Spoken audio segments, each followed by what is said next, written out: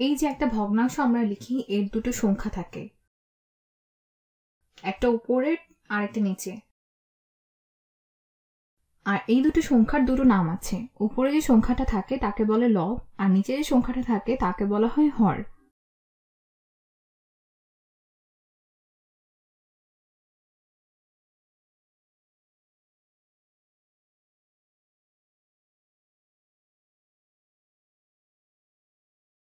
হর হলো নিচের সংখ্যাটা।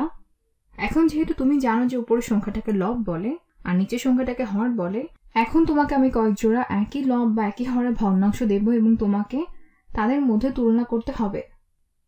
চলো প্রথম জোড়াটার দিকে লক্ষ্য করা যাক। ধরো আমি তুলনা করতে চাই 4/7 এবং 3/7। দেখো এখানে আমি দুটো লম্বা দণ্ড এঁকেছি এবং তাদের আমি সমান সমান 4টা ভাগে ভাগ করেছি এবং আমি দেখতে চাই যে কোনটা বড়, 4/7 না 3/7।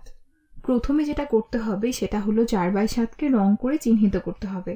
তো আমি 7 ভাগের মধ্য থেকে 4টা ভাগ বেছে নিই। তাহলে 1, 2, 3, 4। দেখো আমি যে এখানে 4/7 নিয়েছি সেটা দেখে কিন্তু মনে হচ্ছে যে 4/7 হয়তো বড়। এটা সত্যিই বড়। এখন 3/7কে রং দিয়ে চিহ্নিত করে নিই।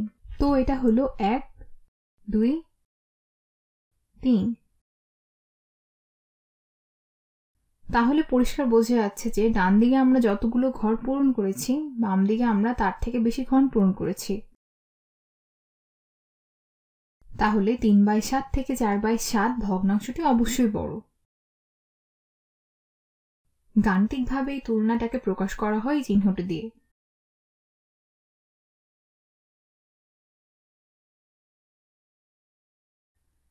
আমরা লিখতে পারি 4/7, তারপর চিহ্নটি 3/7।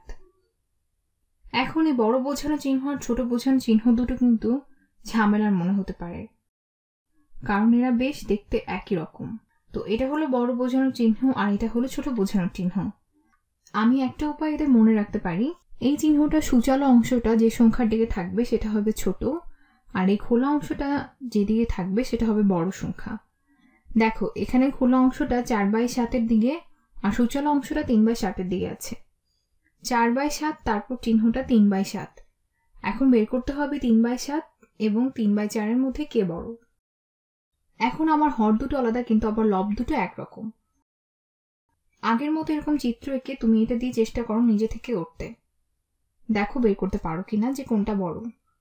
তো আগে এদের রং করে চিহ্নিত করে দেই।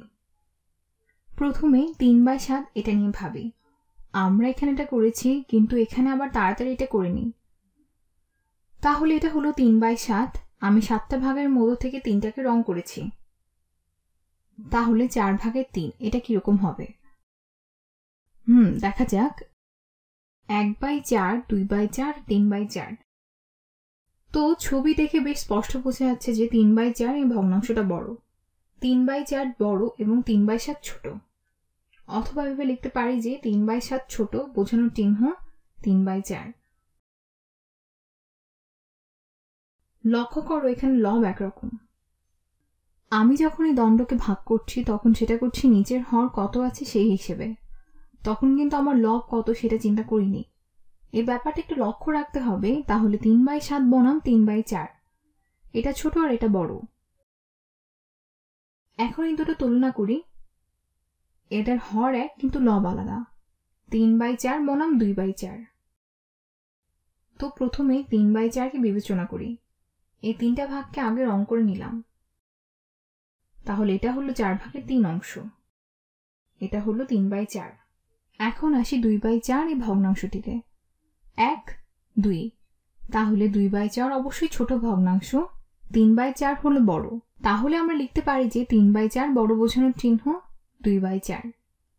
এখন আমার ভিডিওটা একটু থামিয়ে বের করার চেষ্টা করো যে 2/4 আর 3/4 মধ্যে বড় কে। আগে রং করে নেই। আমরা একটু আগেই দেখলাম 2/4, 2/4কে শুধু একটু রং করে নিতে হবে। তাহলে চলো রং করে ফেলি। এখন এই পুরো অংশটিকে 6 ভাগে ভাগ করে ফেলা হয়েছে। 1, 2, 3, 4, 5, 6। এদের মধ্যে মাত্র 3 ভাগকে আমাদের রং করতে হবে, কারণ আমাদের লব 3। দেখো লক্ষ্য করে দুটি ক্ষেত্রে কিন্তু তুমি সমান পরিমাণ জায়গা রং করছো। তাহলে এখান থেকে আমরা এই সিদ্ধান্ত নিতে পারি যে এই দুটো ভগ্নাংশ আসলে সমান। 2/4 সমান 3/6। দেখো এরা পুরো অংশের অর্ধেক জায়গা দখল করে আছে। এখন ধরো আমার কাছে পুরো একটা অংশ আছে, আর সেটাকে যদি ভাগ করতে হয়, দাঁড়াও এটা অন্য একটা রং দিয়ে করি। ধরো আমাদের কাছে পুরো একটা অংশ আছে এবং সেটাকে 2 ভাগে ভাগ করলাম। ভাগ করে তার একটা ভাগ রং করলাম। 2 ভাগের এক অংশকে রং করা হলো। তাহলে তুমি বলতে পারো যে 2/4 আর 3/6 সমান, আর এই দুটো অংশই 1/2 এর সমান। তাহলে 1/2 সমান 2/4 সমান 3/6।